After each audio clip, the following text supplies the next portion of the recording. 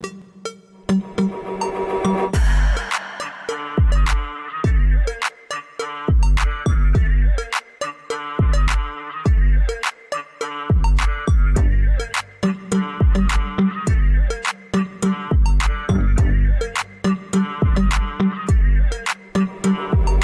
call.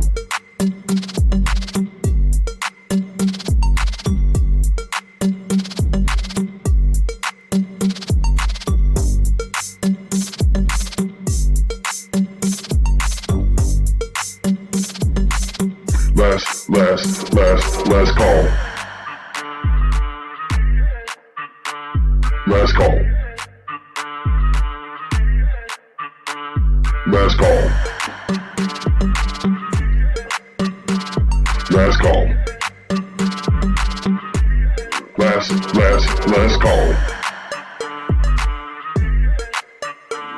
Last call. Last call. Last call. Last call. Last call.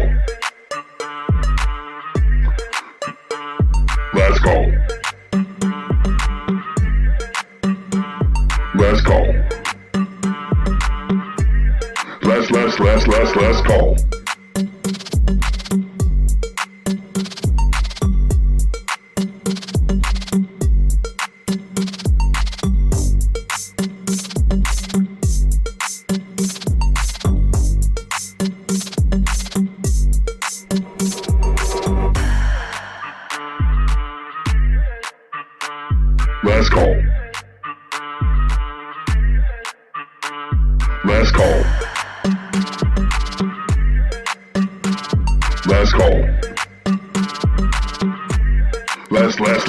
Last call.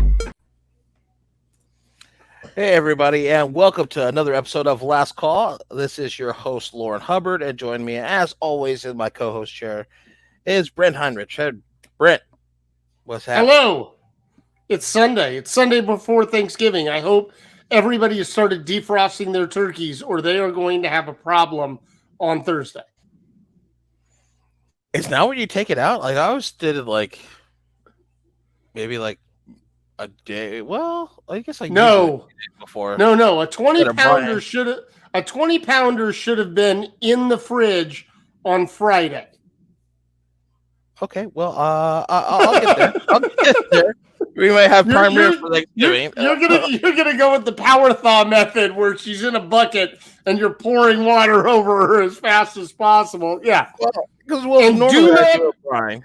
So yeah, but you deep fry frozen chicken wings. You do not deep fry a frozen turkey. Yes, please, for the love. That for safety reasons. That I joke about it, but literally that burns down houses every single year.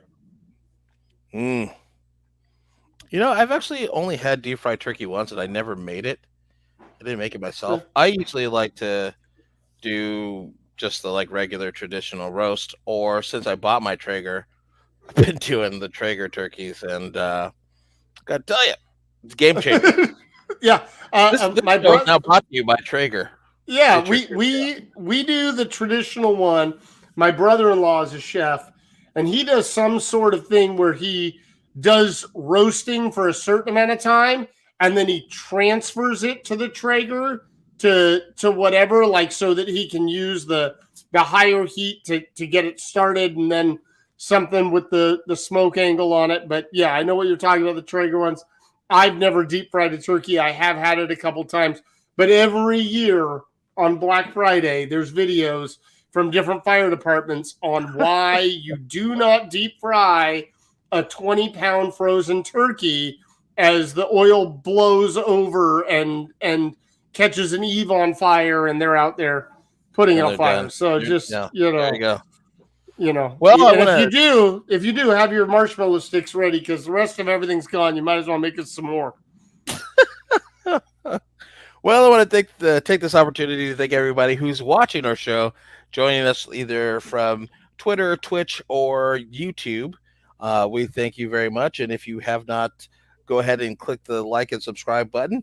That helps us get our show out to the masses. And we are going to be bringing you a very interesting topic for tonight, because it's one where, I've ran for office, Brent's ran for office, and we have kind of had our experiences now, and we're going to bring someone into the show who is, if you're thinking of running for office, you've never done it before, we're going to bring on somebody who is well versed in getting campaigns underway and all the things that people should be thinking about if that's something you want to do, and then how to do it, how to run for office.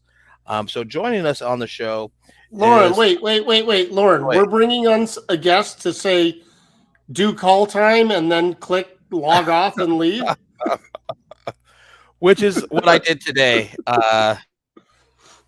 Which there'll be plenty of announcements for that, but I did my call time earlier today, and boy, don't miss it. Don't miss it at all. But joining us on the show, join us from Soul Strategies, I believe, is the organization, is Amani.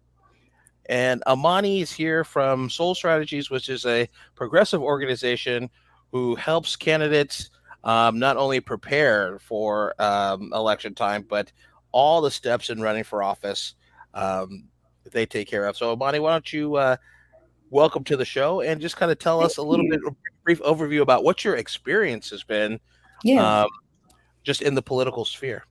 for sure. Thank y'all for having me.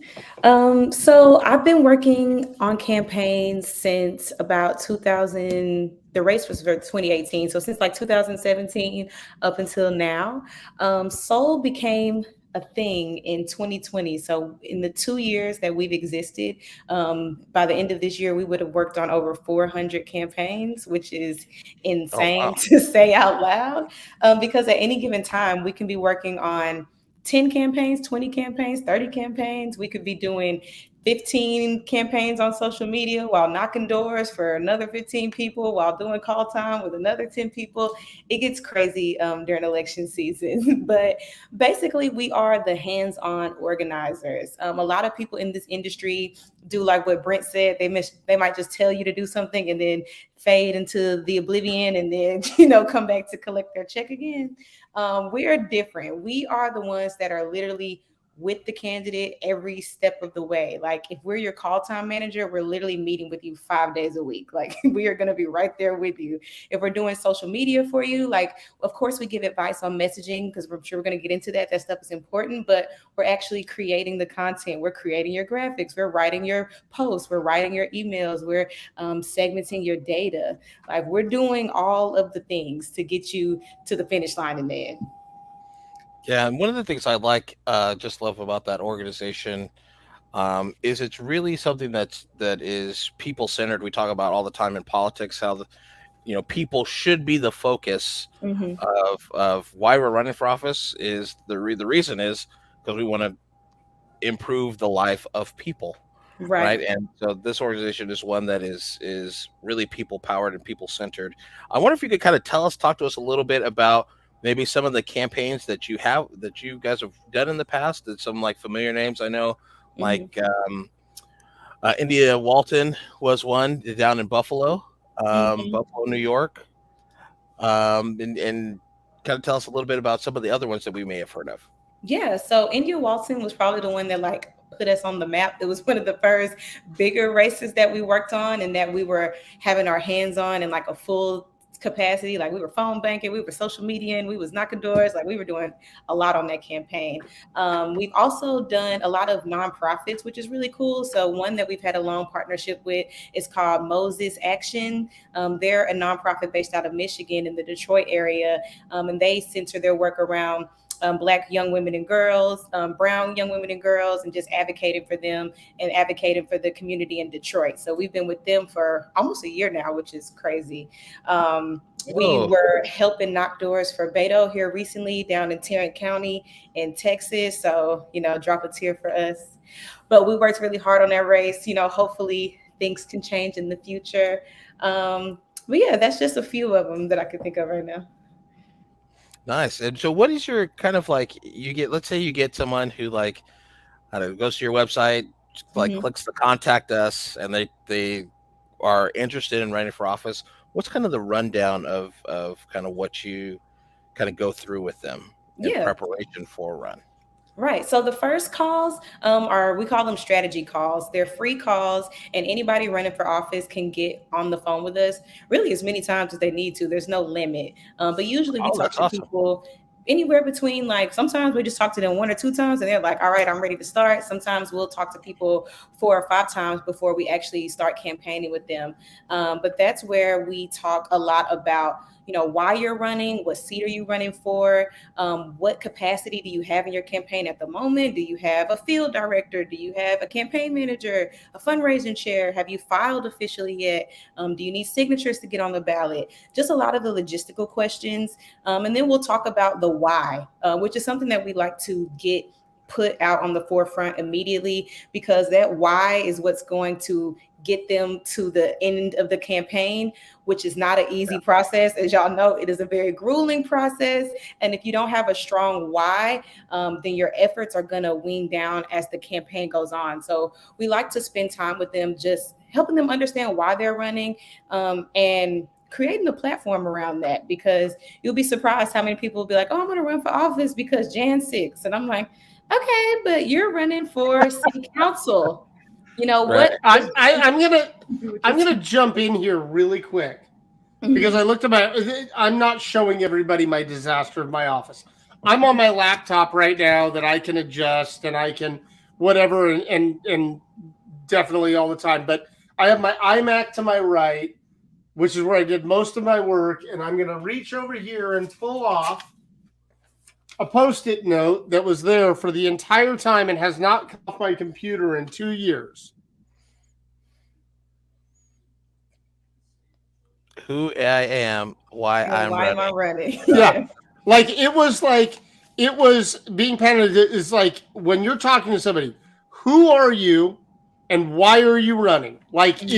It was nothing, like every conversation, every bit of my run had to lead back to who am I and why am I running? And then from there, it's what are you going to do? But if I couldn't tell them why I was running, there was no third question. And so I just think that's funny that you brought that, the way you brought it up is like, no, that is the thing. That is absolutely the crowning Post-it note on my screen that sat in front of me every single day.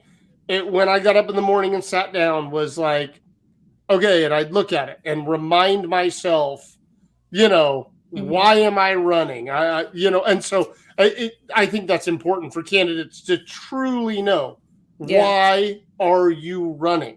100%. And you have to make it a reason that people are going to opt into, right? Because sometimes people will run, and a lot of it is ego. Like, you can't say I'm running because I want to be the next senator. Like, what does that have to do with your constituents, your district, the people that you're going to potentially uplift and advocate for? Well, Amani, I'm running because I'm probably the most patriotic person, and people are saying, I'm not saying, people are saying this. They treat me so bad in the media, so poorly in the media. And then the voters are going to ask, what does that have to do with me? Like, because you're trying to earn their vote. Like, as much as we like to think of this as it's not a transaction, it's a transaction. You are trying to earn somebody's vote, their allegiance, their trust, all of that. And you have to give them a reason to feel like it was a fair and honest exchange. And that's what we also spend a lot of times with our candidates working on, because we in the business of electing people that's actually going to get into office and fulfill these promises. And we want you to make promises or make a platform based on things that you can actually provide for your community, and not off of things that just like sound good. I know, but you as a candidate are actually further off in that transaction, because you're offering promises based upon your explanation of why you're running, asking somebody to go out of their way. You're asking somebody to show up at a poll and fill in a box, or to open the piece of and we all, at the end, towards election day, we're running around saying it's so easy. You just go and you do it. You just go and you do it. You just open the mail, you fill it out, you put it back. Like, because I'm mail by election, Lauren's mail by election. I know you work in states where you have to show up to the polls, but you are asking for more than that transactional. Hey, I'm going to be good to you, but only if you're good to, like, the voter being good to a candidate requires them to do something. Like, they have to go at some level out of their way to vote. And that's why we see low turnout numbers, is 100%. The other people just chose not to vote. So, okay, well, you've told me that guy's bad and you're better, but okay, well, I won't vote for him either, but you know, I don't know if you did enough for me to get me to go vote for you. Yeah, 100%. Yeah. Now I'm wondering. So, like, one of the things that to keep in mind, and I want viewers to keep in mind, is that raising money is something candidates just have to do. You think of elections as you need money in order to message folks and to get that messaging out to people. It takes money. My favorite topic. And so there's a different, depending on what office you're running for, right? If you're running for school board, you generally need less money than you would for someone who's running for president or Senate or Congress. But call time, and we've said it already on the show, was one of the things I never heard of. I thought you just sent emails and that's how you got money. I had no idea. So for folks that are listening, I do want you to know what call time is and what we're kind of talking about here. So, Amani, if you can kind of give us a rundown of just what the general expectation is and kind of like how you get your candidates. Do candidates like do it? I will tell you, as a candidate, not my favorite thing. Yeah. But there's people that do. So yeah, there's no one. Well, I won't say no one. I have worked with candidates who are like, they love it, but that's rare. But it is just something that is very, very necessary. So let me start with what it is, and then I'll explain how we get people to do it. So call time is basically, quote, dialing for dollars. You're going to reach out to people in your community, in your district, or outside of your district, depending on where you are in your race and what's going on. And you are going to have conversations with people, talk about the race. And what we like to do is tell people during the call time to give the constituent the floor, because if they took the time to even get on the phone with you before you even get on there saying your pitch and asking for money, let them know who you are, let them know that you're running, and ask them what they need from somebody in this seat. We've seen the conversations go much, much more better that way, because people don't feel like, oh my God, they're blowing me up, just asking me for money. People walk away feeling like, wow, I had a conversation with this person. Like, I met somebody who can be the future councilman from my district. Like, they took the time out of their day to build this relationship with me. And that's how we end up incentivizing people to do call time. Because if you say you can't afford a massive field program, which is very expensive, getting people to knock thousands of doors is not something that is a cheap expense. So if you're dialing in your district, that's a way of getting out the vote. That's a way of having that face-to-face and that person-to-person interaction with voters, which is usually much more likely to get them to turn out and vote than seeing that random ad on Facebook or even seeing that email. That hearing your voice or hearing somebody represent you from a person-to-person perspective turns out voters 3 to 4 times more. So yes, you want to use your fundraising time to actually fundraise and get money. But the other piece of it is for you to build that connection with your district. And that money can go a long way. Potentially the goal is for it to go, or at least here, the goal is for it to go to your field organizing, because that is what we believe wins these races. Yeah. And so I will just kind of say, like, one of the things I do love about call time is that opportunity to talk to folks. And my like the notes I call a great call, but you can't spend 20 minutes talking. Exactly. Hey, you're on there for half an hour. Can we wrap it in? And it's like, oh, okay, yeah, I guess one person, half an hour. But it's just like, that's, I'm a chatty person, and so I chat away. I have found it really hard to ask people I know for money than people I don't. Yeah. but it has gotten taken a lot of work to get behind that. It's not something like it's not. I'm not asking them hey, can I borrow $100? Like I'm going to give it back to them. It's more of like, hey, here's what I'm doing. Here's what I'm running for. If you believe in that message, if you believe that, we do need some changes. This is your money you're putting towards that belief, and so that is really important to go back talking about who I am and why I'm running. I got so bad that my campaign manager brought this in. Oh, he said, "Get in and get out." 6 minutes, and his point was 6 minutes was already excessive, but we were going to start there and work our way down because I was. How's it go? Oh, your grandkids did that? Oh, that is just, and they're like, you have to win. And it got to the point where I was so bad at it, so terrible at the ask, that they'd be like, aren't you going to ask? And I'm like, I'll send you the link in a text message if you'd like. I'd appreciate any support. I got some okay donations out of doing that. I know I didn't maximize anything. But that was the part to me. I want money out of politics, but I am the person that also says, take any penny you can get.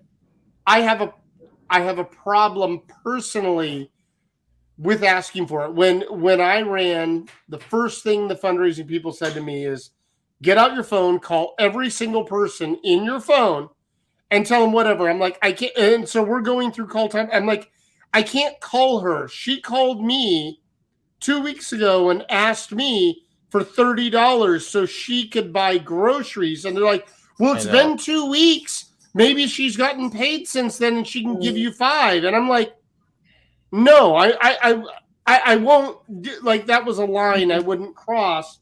And I know that hurt me a bit at the start, but phone time is essential. But I believe in more personally that the phone time was getting me votes. It wasn't getting me money because I wasn't good at asking for it. And I believe if I ever run again that I can get better at that, understanding it. But the phone time, especially in district phone time, is so essential. That those people have talked to the candidate. They didn't talk to a surrogate. They didn't whatever. And if you can get a group of people that can do the follow-up and say, hey, Brent called you. We really could use your help, whatever, with the and we were starting to implement that, and that was having good results. Like when we were reaching back out and saying, hey, Brent needs your help. We're whatever. And they're like, oh, I remember talking to that guy. Yeah. So. Yeah, it's extremely valuable. And we spend a lot of time with our candidates talking about the art of the ask, because a lot of our candidates, they're good folks and they have that same hang up that you're having, like, oh, I don't want to ask for money, or I just want to talk to them. But it's like, there's a way to do it and not sound like a beggar. Like, if you've ever gotten an email from Miss Nancy, it's very much her hand is out. And is there a person that has not? I think she sends them to MAGA. I think she sends them to regular. I think she sends them worldwide. I think she has a list of every actual email address in existence and sends them out.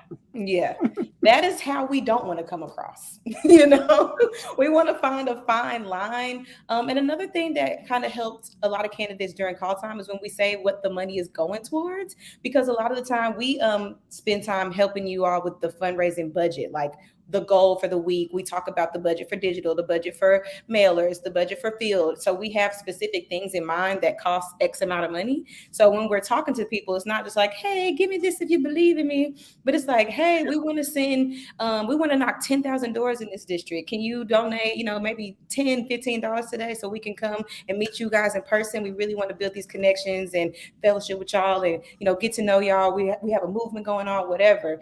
That way it's like, again, that transaction where I know it's not a good word, but this is people's money. So we have to think about like, if you're going to the store and you hand over something, I want my candy bar, I want my soda, whatever it is, like you need it back, or it's just throwing money away. And we don't ever want to make someone feel like they're throwing their money away when they're already struggling, particularly.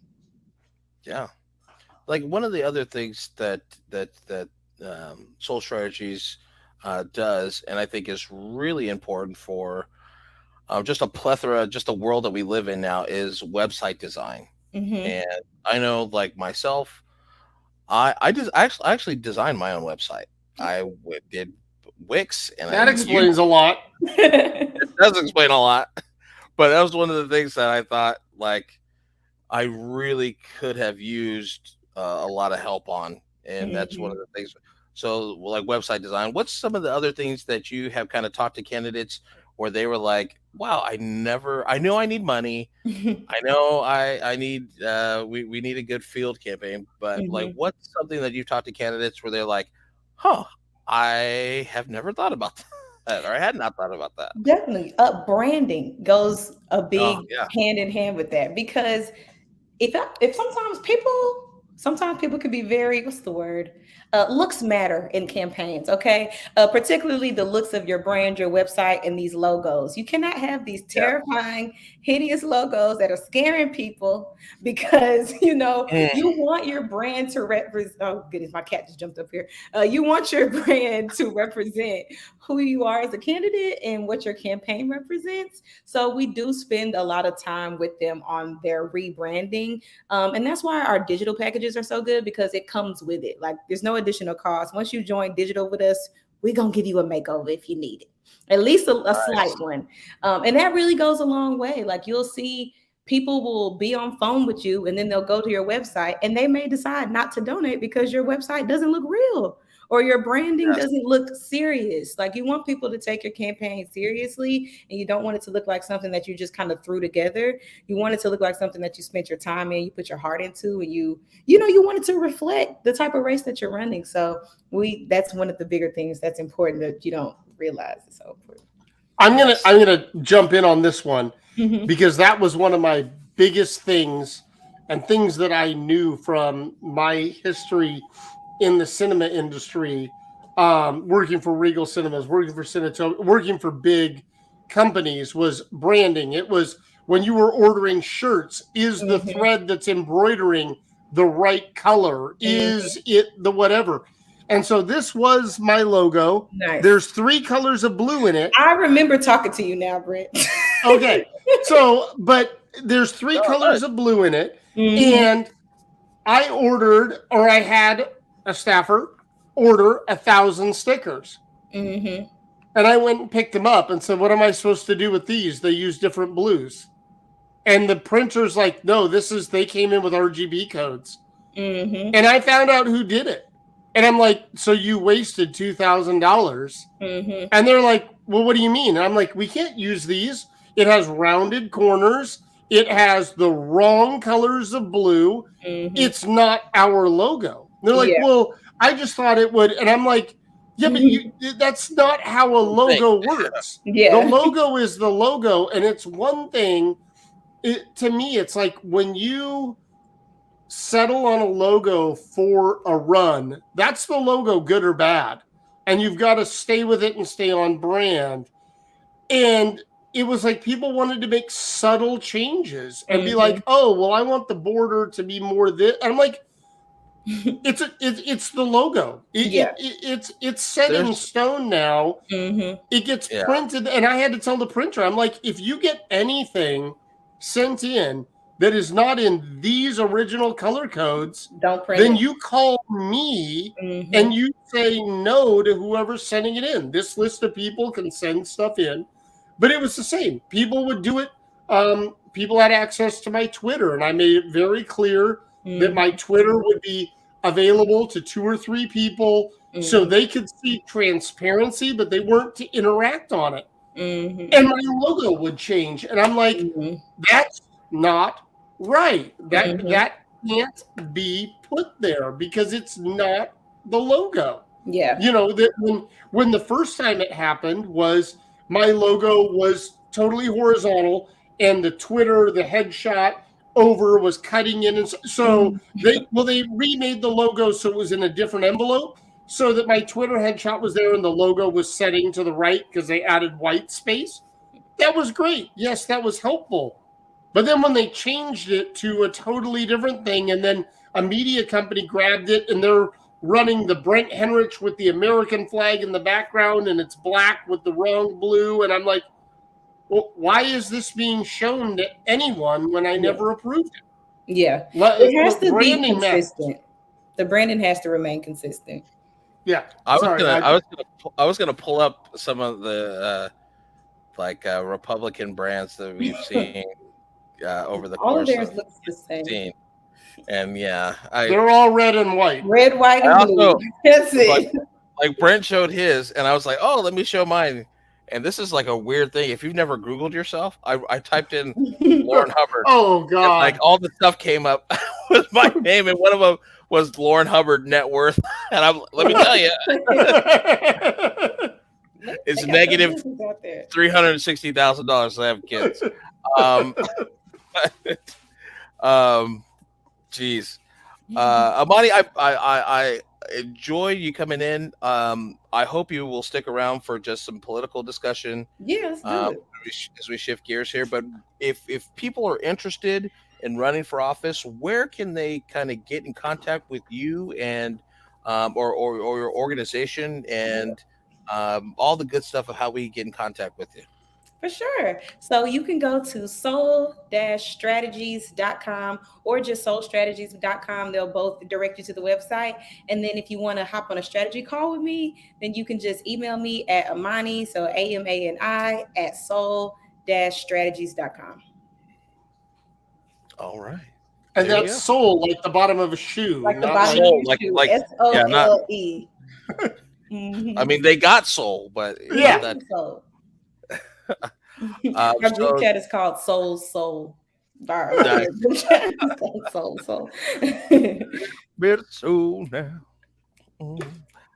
So bringing into the politics talk this week, one of the things we would be definitely remiss if we didn't talk about the events of just last night, and here we are in America, and a community, a state that's already been rocked by gun violence in terms of like Columbine and Aurora. And now we have another situation where a gunman opened fire at a club, an LGBTQ club, and killed at least 5 people and injured many more. And I'm just kind of wondering, is this another one where it's just like, hey, thoughts and prayers, sorry about it. I'm so cynical to the point in this issue that because it was members of the LGBT community that were killed, we may not even get thoughts and prayers from Republican lawmakers. I shared a cartoon. There's a cartoon artist on Twitter. I reached out to him today. He's lost his account a couple times, but I know how to get a hold of him. And I said, "Hey, didn't you do a thing, kind of a cartoon script, like a wake up script, strip that was, like headlines or whatever, and then it was like, we're not fixing anything in America a while back." And he's like, "Yeah, I think I did. Let me look through the archives." And he sent it over to me. I said, "Well, can I use it for a Twitter post?" And he's like, "Yeah." So I'm pulling it up and putting it on. And he had done it with accurate headlines from the past. And on May 8th, 2021, I believe I'm switching windows here. Yeah. It was the Sunday, May 9th, Denver Gazette, which would have been that the incident happened on Saturday, the 8th of 2021. There was a mass shooting in Colorado Springs. Wow. And this is their second one in 2 years. This the same area now in a totally different demographic, but we have a fucking gun problem. Yes. We have a fucking access to gun problem. Yes. Guns don't jump out of the safe and shoot people. I admit that. I'm happy to admit that. But if you can't touch them, you can't use them, and we have a fucking gun problem. Yeah. I just want to know when we're going, because it's really disgusting. Like when I saw that story this morning, you really get sick to your stomach about it. And since we cursed, I'm sick of the bullshit. Okay. I'm sick of the bullshit whenever this stuff comes up and everybody acts fake sad for a couple of days and then we go back to normal. And this is just a broader conversation, but I just feel like the humanity in the country is just like waning down. Like we running on. Oh yeah. We're running on air. There's no gas in the car at all. These are the fumes of the fumes of the fumes of what's left of just the human decency in this country. And it is really gross to me that we've gotten to a place of such just corporate greed and corruption, because that's what it is. Let's put a name on it. We are so corrupt as a nation that we are okay with babies, children, doctors. I live in Texas. It's the wild, wild west. Oh, shit. Yeah. It was a shooting in a hospital maybe 2 weeks ago. Man just walked in, killed some patients and killed a couple nurses. This stuff happens every day. And it's just to the point where when are we going to admit it? Like you said, this is an issue. I don't care if you love your gun. I don't care if you want to worship it in your backyard, put it on a freaking shrine. That doesn't matter. You don't get to put this gun, this object over humans' lives. That's where we have to draw the line. And that's why I'm just kind of nervous. I don't know where the line is.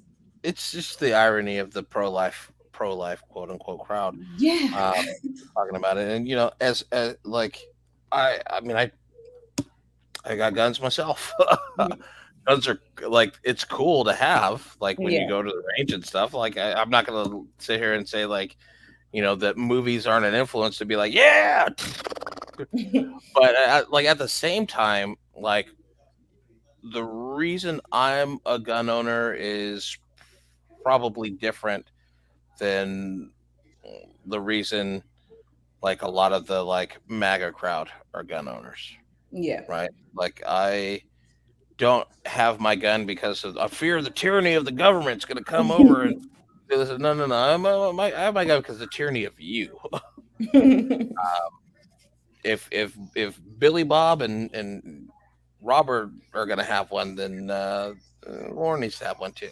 Yeah, and that's where we get into the problems and the issues. And exactly. I'm just thinking, like, realistically, there's like 700 million guns in the world that are like privately held, and like 400 million of them are in the United States. Yes, which has less than 5% of the world population. Maybe we got a problem. For sure. Maybe it's not personal security. So no, and I'm sorry, I'm not. I normally don't try and talk over Lauren, but this has been an interesting day. But I put up multiple posts today about this shooting, this like this shit has to stop. It does. And somebody jumped in. They're like, "But what about Hunter Biden?" I'm like, "Yeah, and you didn't add in that I'm fucking doing this too soon, and that I'm making it political and whatever else." Yeah. All the bullshit the right throws at us every time. When the fuck can we talk about the gun problem? Because we have the problem every day. So anytime we bring it up, it's too fucking soon. Yeah. Fuck it. People are dying. Yeah. It's going to keep happening unless we fucking talk about it. And we need more attitudes like that. I'm sorry. Yeah. No, go, jump in. I was going to say we need more attitudes like that. Like, we get caught up in like the media frenzy of like, let's talk about this. And it's like, there's nothing to talk about. We either want people to die and we're okay with your child, your mother, your grandfather, your dog, whoever getting killed at any given time, or we're not okay with it. There's nothing to have a discussion about. What are we discussing? Like, that's what I'm tired of. My kids stand up. My kids are lucky where we live. We've had some massive school bond issues. My daughter last year and my son went to a brand new elementary school. My daughter transitioned to a brand new middle school this year that happened to be built 1 year later. At the freaking opening night stuff, they were telling the parents how they built in security into the plans for locking down segments of the building to isolate an active shooter to keep our kids safe. And I'm like, but you're going to lock him in with some of the fucking kids. You know, like you know, if he's locked in with my kids, like not to be selfish, I don't want that. But how about if he just didn't have a fucking gun and we didn't have to put in bulletproof, fireproof doors? Our kids would go to school and they'd learn. Yeah, my kids go through active shooter drills. Mm-hmm. Yeah, and you know, we actually kind of talked about this on the Dig, which is Jason and Mikey's like main show. A week ago, last week was about the Black Panthers and how the NRA, the only time they've been for gun control was when the Black Panthers were having it. But just the thought of like, where is the like outrage when it is like I'm not gonna disagree with you. Apparently they want Amani to have a conversation with herself, and so I can mute. Yeah, I'm not gonna disagree with you there. But, just like, you know, my thought, what, you know, it was a few years ago, and it was one of the times like I watched the video on my break at work, and I just took the rest of the week off. Yeah, it was like Thursday or something, and it was the Philando Castile shooting. And I was thinking, like, here we go. This is a guy who legally has a firearm, has all the things that you are supposed to, you're required to do to have a firearm, and he still gets blown away. Yeah, and he's got the kids in the back seat talking about this and that. I'm just like, oh my god! And so, like, I was devastated. I was like, damn, that could have been me. That could have been me. And so, like, to your point of when do we stop? Like, even people that I know that are gun owners, we also are just like, you know, when are we going to make it so like people that are responsible are cool, but why are we not making it as punitive as possible, like going after some of these manufacturers and things like that? For when, like, the parents of geez, there's so many, I forgot what the last shooting was with the kid that had got his rifle for his birthday or something like that. It's been so many. It's like, gosh, like, it's, you know, literally a million a year. It's weird because we were watching a documentary. If y'all have ever watched The Great Hack on Netflix, it is oh gosh, you should watch it. Now that's your homework. Go watch The Great Hack, and then we should talk again. But basically, they talk about, like, there's 3 types of people in the electorate. There's like people who can think for themselves, essentially, and then there's this group of people called the persuadables.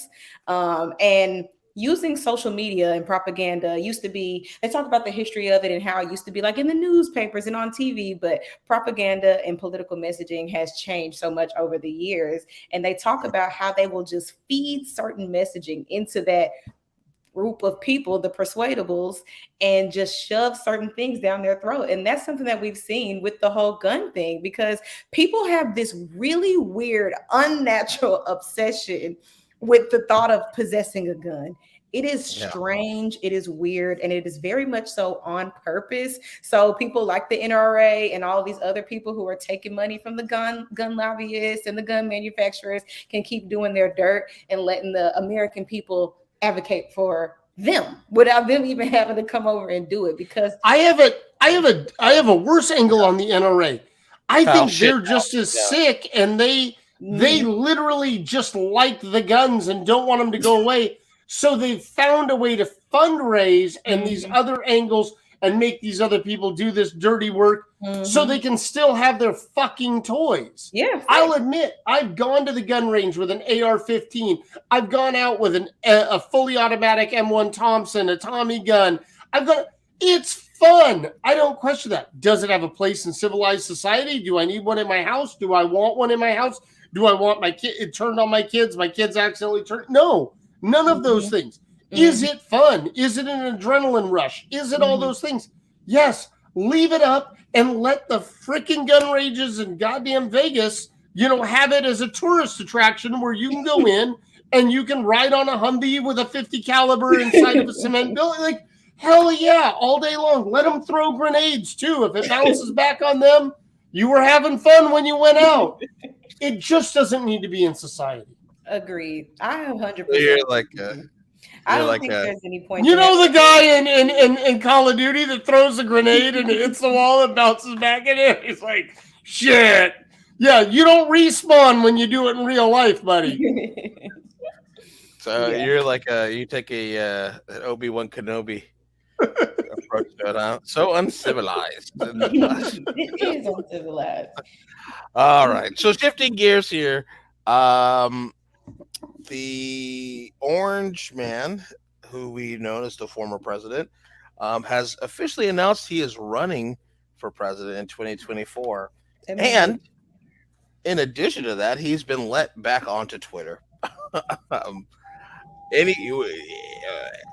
go to our guest, Amani. Opinions on that? What do you think that this does in the showdown that's been building between Trump and DeSantis? And do you think that we're going to see a Trump in another general election? Oh goodness, no matter how hard I pray at night that this man just poofs and goes away, he just doesn't. So I knew he was going to run. I knew he was going to announce this all year long. I was just waiting for it. But I am interested to see this DeSantis showdown just for the messiness inside of me. I just think it's going to be so fun to watch. Unfortunately, this is real life, and they're both, terrible people, but it is going to be a fun thing to watch go down.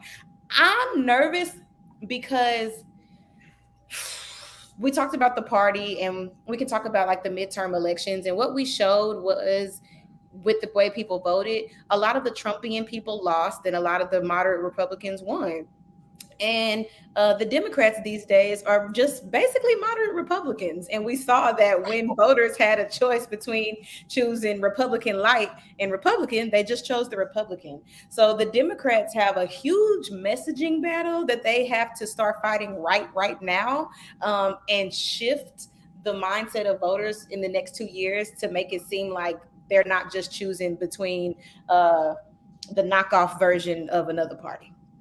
Okay, I'm going to give you the message, and I stole it from Nicole Wallace. Anytime we refer to him, he is the disgraced, twice impeached ex-president. That's it. Not the former guy, not orange guy. No, disgraced, twice impeached ex-president.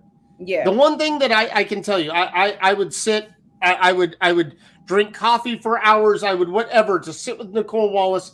And I find her to be amazing because she was a Republican. She did their messaging, and she's bringing it to our side. And that term right there, him getting back on Twitter, fuck it. Who cares? He's making a bunch of noise. People are showing up. Idiots are leaving for no reason. If he posts one reply on Twitter, just one, he will tank Truth Social, which he legally has a fiduciary responsibility to lead as his company. So if he does that, he's now going to be being attacked and sued by his own people that invested all that money. He'll be out all that money, all to be able to say fuck you on Twitter. I think the guy's stupid. I think this is an Elon ploy to make us all talk about it, and that he has yet to post. It's been 24 hours. We're talking about Donald Trump. He doesn't wait 24 hours. I think he lost his password, or they reactivated it but locked him from logging in. I don't know what the backside story is, but if he does start using the platform, he's going to have a whole new list of problems by literally stepping away from his own company Yeah. that he created to compete with that. Mm-hmm. And other than that, who cares? I feel it. Yeah. But he's not scared of being sued. One thing about Donald Trump. So Yeah, that's true. He's starting to lose a lot more, though. he is. Yes, And his party don't even rock with him like that anymore. Like a lot of the Republicans have come out on Fox. A lot of the Fox elected published an Republicans. article saying Ron DeSantis is the new leader of the Republican Party. That's Fox News saying that. So he definitely has an uphill battle this time. Like I think of like people like my mother-in-law who stopped watching Fox News because Fox News is too liberal. So it's the OANs and the Newsmaxes. Those are the folks that will rock with the former president, the twice impeached, disgraced former president. Yes. I can't believe that you can run when you've been impeached twice. What's the point of impeaching people if they can still run? That's what they. Well, they got to give the conviction, and that's where the divided houses and the fucked up filibuster and everything else. Here's the rub though is like on the other side, like fundraising overall for Democrats, not a great. This midterm elections not really great. Not great. Trump on the ballot. Well, people open up the pocketbooks. So I've actually had conversations with folks that are like, yeah, him on the ballot. I'm not really that concerned because we beat him last time. We'll beat him again. But he's great for Democrats. I'm just thinking, no. If you're, I'm a former athlete, right? So like any chance we got is a chance. So you're telling me there's a chance. I just need to get in the dance. I look at I live in Fresno. A lot of people. I'm a Dodgers fan, but a lot of people around here are San Francisco Giants folks. And I'm not a Giants hater. They're right. I just like, well, we won't get into that, but like I don't dislike people for liking their team, so I don't buy into the rivalries, but like you look at the Giants, they were a wild card team in 2012 and won all their elimination games and went to the dance and won. You just got to get in. And so if Trump gets in, so many things can happen. What if there's a hurricane? They're putting all these like voter restriction laws. Who's to say that all these state houses that are controlled by Republicans, thank God we got to a spot where people that were were campaigning, hey, if Democrats win, we're not going to certify the election, didn't win in some of these like Secretary of State's races, but there's just too many variables and wild cards that could happen. What if we nominate Joe Biden and then Joe Biden like dies? Like, not to say I want him to die, but just like don't say that stuff. I'm just saying negativity on our side. God, it was the episode of The West Wing. It's possible. Fuck. I'm not saying that I want it to happen, but just like So it was the vice presidential candidate that died. Martin Sheen and Jimmy Smits never died. I'm just saying, all the people that are like, yeah, I want Trump to be on the ballot so we can fundraise. Why they want I'm just like, be careful what you wish for. It's not going to be easy by any means. I don't want anybody sitting out there listening thinking, oh, Trump's running, it's going to be so easy. It is going to be one hell of a fight, okay? That man is not going down without a fight. And whether the Republicans like him or not, he has a very strong base of his own. It's not a Republican base. It is the Trump base, and it's a lot of them. A lot of them. So that's what we have to worry about. And they are very cult-ish. It's going to take, I don't know what it would take for them to not care about him anymore. I don't think anything. They love him. That is their Jesus Christ, and he can do no wrong in their eyes. So anybody challenging him, whether we have Biden run again or I don't know who else it could be.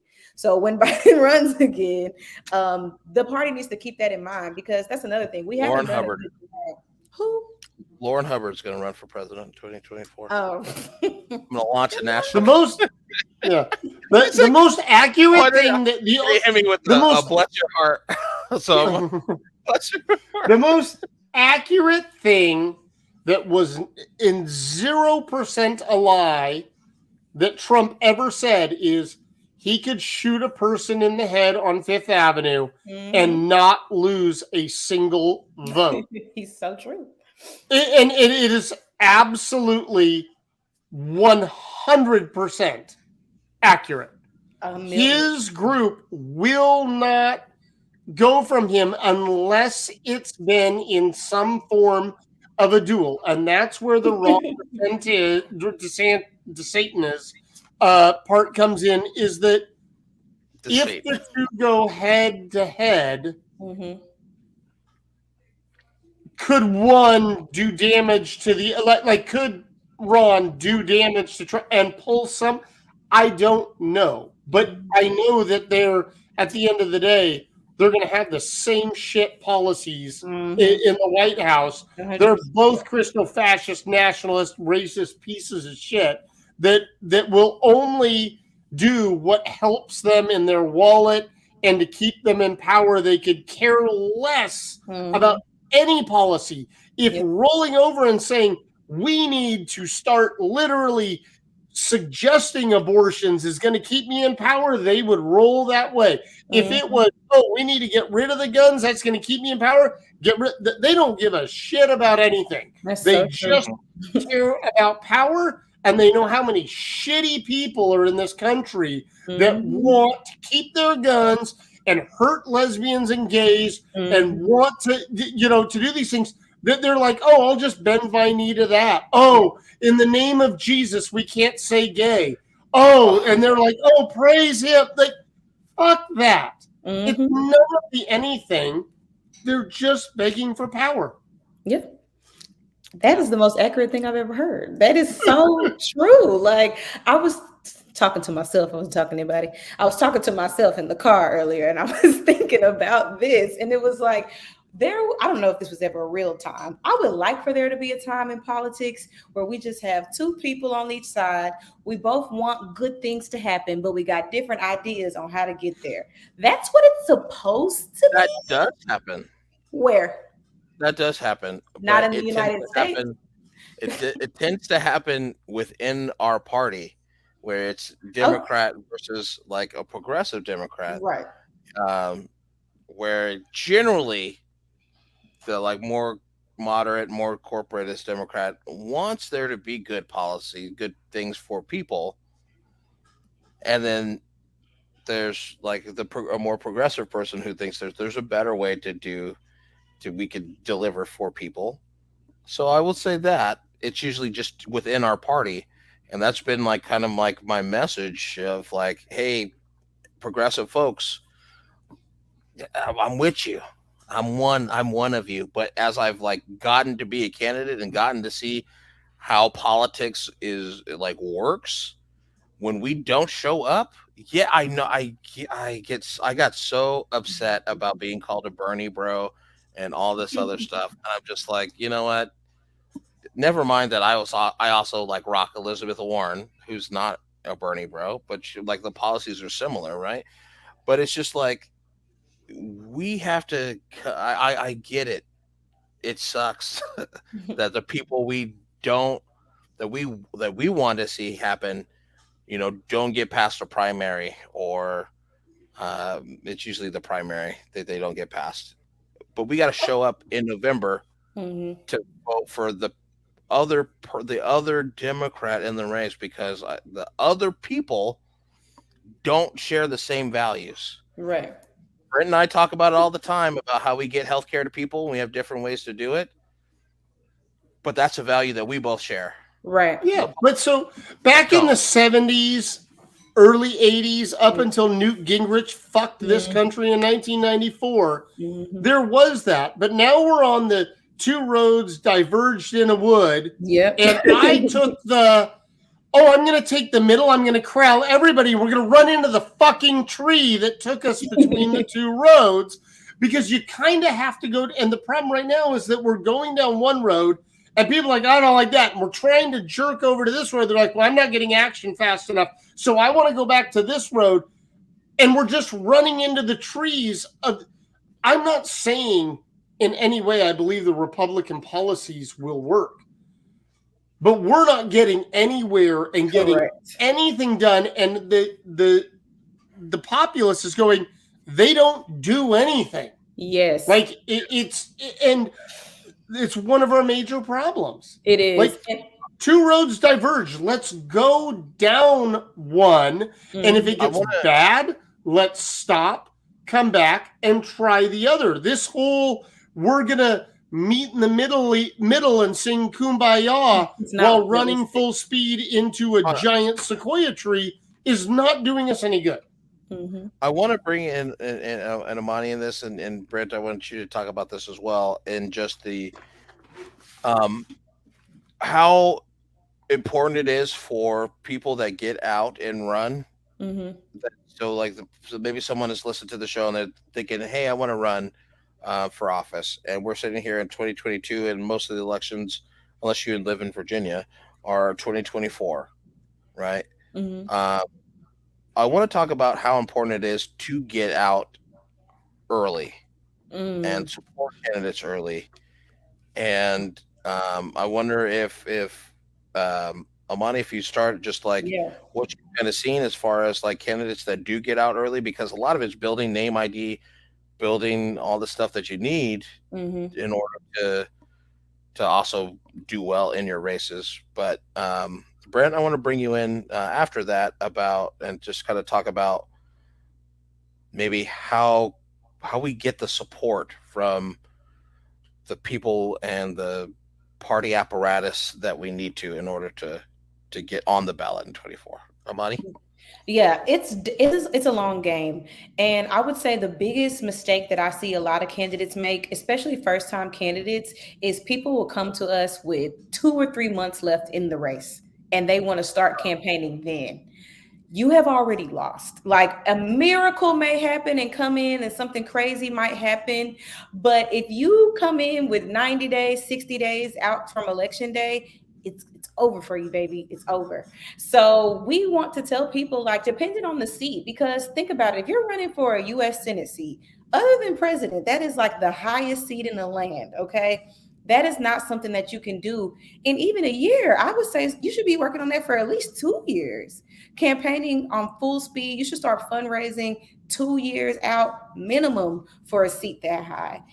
Even for a city council seat, at least give yourself a year. I feel like if you don't have a year to commit yourself to running this race, then revisit it when you have more time, because it is going to take a lot out of you. It is a time-consuming thing. Things like this do not happen overnight. The fundraising isn't instantaneous. You're not going to gain support quickly. And you have to start moving and shaking in your district and in your community. You cannot run your campaign from the house. You cannot run your campaign from behind a computer screen. You need to be meeting people, whether that's throwing events, going to your local barbershops, going to your local grocery stores and your restaurants and your bars, and really making yourself accessible to your community and building bonds that take a long time to build. Yeah. Brent, let's bring you in and kind of talk a little bit about I'm gonna keep the personal parts of it out. I'm gonna disagree with Amani on a little bit of it, because I actually had very good luck building some very strong connections from the computer screen, because people with the pandemic were used to doing Zoom and making myself available to them, where, you know, my district was over 7,000 square miles. So I could go straight from a meeting on the Pacific Ocean in Long Beach up to one in Centralia that would have been a 4-hour drive, dropping down to one here in Vancouver that would have been another 2-hour drive, bouncing back to South Bend that would have been another 5-hour. Like, I believe that there's some old school, new school parts of that need to adjust. Agreed. For certain. At the same time, I think the early start is important. I can tell you can look at the results of Washington's 3rd. Lightning does strike occasionally when you have a really bad candidate on the other side. And so, sorry, my wife just got home with my youngest, and so she's moving around the corner. But so it's like there are parts of it, but the work put in is what gets the votes. And I believe that, and I was told by tons of people that last November, you're the only person in this race. This is your race. You're going forward. That turned out not to be true. but it does. It takes a lot of time to be able to build that up. And I got out of my race. The other person was able to run the race. So a lot of the work that I put in rolled over to that other candidate. But had I stayed in the race, we would have had a vote split. We're in a top 2 primary state and would have had 2 Republicans on the ballot because I was against, or this cycle, a 6-term incumbent, Jamie Herrera Butler, and Joe Kent, who got out of the gate early, got an early Trump endorsement, was getting money and was out holding. He was all over the district. And I was. Do you know how much money he raised? I could look it up, but it was millions. But he ended up the last quarter after he came in and made it to the general, his funding kind of dried up, and I don't know why. But it's not part of it. I'm just saying that the outreach part for a candidate is what gets the votes and gets the support. Yeah. Oh, there we go. So we have it up here. He raised about $3 million. Wow. Yep. And can you roll up to what Marie ended up with? Or are you just on just Joe? Marie raised 3.2. But the difference is, if you were to look at it by quarterlies, Marie pulled in after the August 2nd primary, 3 million of her 3.2, and Joe Kent only brought in like $900,000. So he had raised early and spent early, and that's your finance people and having qualified people around you that know when to spend and when not to spend is so important. And when you're in a contested hard primary, you have to burn money to try and get through, but then you got to be on the right side when you get on the other side of the primary to be able to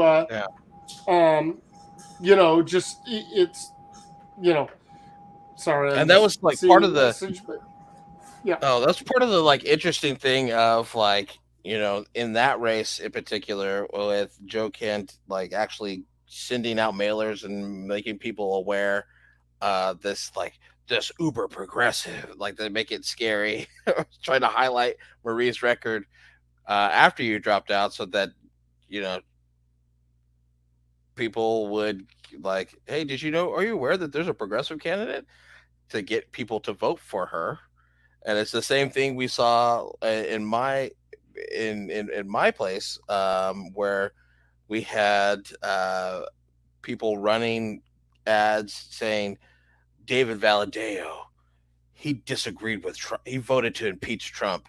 He's not with Trump. Don't let him back in Congress. And I was like, wait a minute. This is from these ads are from Democrats. Like, I thought that was kind of funny, but just the like really weird thing. Democrats can't decide if yes, Democrats can't decide. I don't think it's been called yet, but yes. What? I was answering in the chat. There's a question in the chat about did Valadao win? And I think the numbers were saying that. But Democrats can't decide if we're mad that Trump's running or we love that Trump's running. And that's another infighting problem. Like, oh, no, Trump's running. That means we win. Oh, look, we're anti-MAGA. And we should be scared of MAGA because, like, we still, let's go back to the very beginning of the show. We can repeat another hour of, we have a messaging problem. We don't know who we are, what we are, and all we do is stand around and infight until we get to the point where it's like, okay, now we need to coalesce. Now we're going forward, and this is who we're behind, and that frustrates me. You know, but like, I mean, Lee McGowan, I Am Politics Girl on Twitter and Breakfast Rants on Instagram. She became a friend of mine through all this. She was so supportive of me in my run, and then she supported Marie when I stepped out because she was going to fight against MAGA. But you watch what she says, and she has a message, and the Democrats at large won't adopt it. It's like, Yes. what is going on here, people? Like, we found somebody that makes a message, you know, is a retweet from Lee might make me like her more. Okay. But so, like, having a message is what we need, because I said it from the start of my campaign, was it always felt like with Democrats I was herding cats, and the Republicans had said, here's your horse, ride it, you're going. Like they slapped that horse and it was going down the track, and Democrats were around here going, where are my people? Where are, like get over? And so I think Democrats' number one problem is a messaging problem.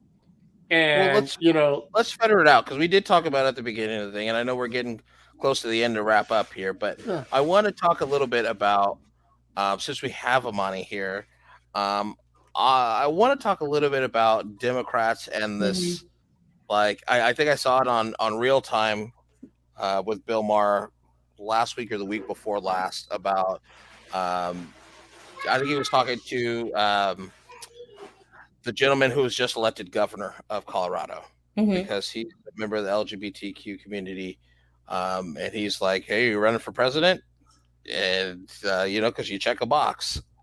And I want to talk a little bit about, like, how do we get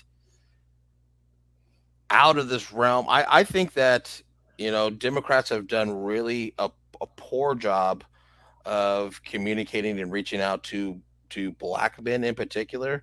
And the like Trumpian narrative of, like, what has the Democratic Party done for you? You only vote Black. You only vote Democrat because you're Black, and what has that done for you? I'm wondering if you kind of could talk to us a little bit about that, about what we can do. Maybe it's a messaging to specific communities or something. But how do we get out of this? Hey, we need to support this person, not because they're the best person to represent this district, but they check a box.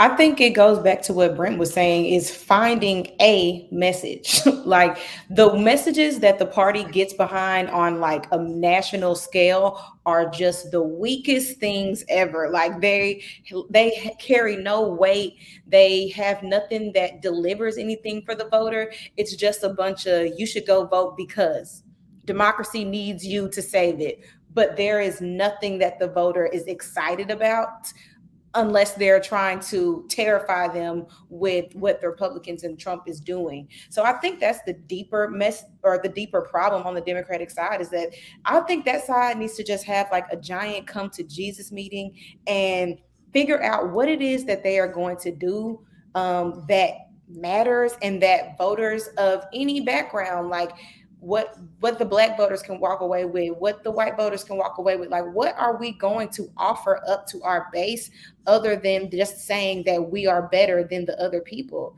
Because we're to a point in time where that's no longer exciting. Like, obviously you're different than the other people. You're a separate party. Like, that doesn't need to be said. That should be clear. So what is it that is necessary? Okay. So here I am. I know. Mute him. He's being muted. No, I'm going to say right now, for the first time, this cycle, it worked in my district and it worked in some others. The Democrats went on offense and just said the other people are bad, and we won some races. It wasn't my playbook. I wanted to win on policy and everything, but I have to admit, we won some races on MAGA bad and scaring people into what MAGA wanted to bring. So some candidates pulled that off. But there's going to be a point in time where MAGA will no longer be, whether it's in 10 years, 15 years, whether it's next week, that's not going to last forever. That ain't going to last always. And in the races where there were normal Republicans, we lost. That whole we're not them did not work on those people because they weren't the devil. You know, you can win against the devil if that's the bar, like we need to reevaluate something. You just hit on one I want to add. I'll just producer question here. I'm going to jump in and jump right back out. This is the thing when you have now, obviously, contrary to popular belief, most Democrats identify as Christian in some way, right? Like I think it's 58% or something of Democrats identify as Christian or grew up in a Christian home. But they're not like the same type. Mm-hmm. So when you take away one of the reasons why I think that Republican messaging works so good is because they have this element of like they have of danger to capitalism, which has always been a Red Scare. It's always been around, right? Like the Red Scares have been around since Bolshevism, early 1900s. But then you add to that this other fear of like Satanists or the boogeyman or whoever the case may be. People on the left and people who aren't overtly religious aren't afraid of those things, so they're not motivated to vote based on those cultural issues. People on the right are. They actually really believe that if they rebuild a temple in Israel, that Jesus is going to come back the next day. Right? So like when you have those sorts of things that you can use to push policy, because they'll say, hey, we really want the rapture to happen. I'm just making one example. We really want the rapture to happen. If we can get Republicans in office, then we can support Israel more. We can take the temple back. We can rebuild that temple. We can give free, and then we can usher in the second coming of Christ. Now that might not work for 100% of Republicans, but it works for like 30, right? And like that is motivated voters. The left has nothing that they can do that way because our voters are educated, they're smart, and they know that that's a fairy tale. And I'm not trying to be offensive to people's faiths, right? But like I don't see how we can play that exact same game. So maybe I'm off base. I just want to get your thoughts on that. And I'll hang up and listen for your answer, Rush. I don't think we can play that exact same game. So it's going to have to be something different. But to me, it's just like there's these giant elephants in the room politically or in this country, like the guns, the healthcare, education. There's an elephant in women's wombs too. That part too, like there's so many real things that we could be focused on that every time the election cycle comes up, we just forget that these things exist, or like we forget to strategize around these things. And it's like, we don't have to come up with a boogeyman. We can solve some problems. Like we can put together a Democratic platform that addresses these issues. And like you were saying, it may not go to the extreme. We may not walk away with the Green New Deal, but we may be able to walk away with some type of regulations that make sure certain gases aren't emitted as often. We might not be able to have Medicare for all right away, but we might be able to raise or lower the age of Medicare and Medicaid to, what if we lower it to 45? We're not talking about these things. Like we're not having these conversations that are helping us as Democrats figure out what it is we're going to do. And then like the Republicans do, coming together and just drilling into the heads of voters, because CRT made it it was in all 50 states. They was talking about CRT, this one thing. Democrats need to find that thing that they can all agree on. And the infighting sometimes gets too much for that. We can't. I'm sorry, but the CRT thing, I'm sorry. I'm going to say it. That was fucking racist, and it was racist the whole time. Mm-hmm. And as the white guy sitting here, that was straight up KKK fucking racist trope and bullshit, and trying to scare people that you and Lourin were coming for them to get rid of them. So like, I mean, it was that level of bullshit. Mm-hmm. Well, I don't know if you've seen like the curriculum that they are trying to do and they're passing in Virginia that eliminates Martin Luther King. Yeah, I heard of that. Completely. Yeah, we're like, but they included Martin Luther. So when they got told that they were removing Martin Luther King, they're like, no, we have all these references to Martin Luther, and it's like, not the same fucking guy, not the same person. I was like, let me see if I can find a list of all the things that they're want to We don't have enough time for that list. Okay. They literally were trying to whitewash the fence better than Huck Finn. Okay, I'm sorry. Right, but to Amani's point, like a place like Georgia, where we saw Stacey Abrams do worse than she did in 2020. She did worse, and I think it's like partially the MAGA attack didn't have the same kind of weight in a person in a state that had like Ratzenberger, who ran for his Secretary of State position again, and he's a person that stood up to Trump, right? Brian Kemp stood up to Trump and said, "Hey, we're not going to do the recount thing and all that jazz." So it didn't work there. Wait. I'm the data guy, whatever. I still don't understand. I've seen it in places all across the country. Who in the fuck voted for Warnock but voted for Kemp? Would somebody please call me and say, hi, I live in Georgia, and I thought my best play was to vote for the Reverend Raphael Warnock and vote for Brian fucking Kemp. There was Republicans who just didn't want to vote for a MAGA Republican. That's what we learned. Like, they were Republican, but they wasn't that Republican. And to be fair, Herschel Walker is a ridiculous human being, and that's me putting it in like the nicest way I can possibly put it together. So I too would not ever cast a vote for that man. So you're talking about these gas guzzling cars. They got these gas guzzling cars out here. That was my Herschel Walker president. But I'll tell you, almost 10% of black men in Georgia voted for Brian Kemp and also voted for Raphael Warnock. This is another thing this cycle has taught us. I don't know if I even believe that. I don't know if I believe exit polling, pre-polling, whatever anymore. It's gotta be, like, it's so frustrating. Killmonger's sister did that. Yeah, it's like there were polls that were spot on, and there were polls that were so far off. Yeah. Beto versus Abbott, Stacey versus Brian Kemp.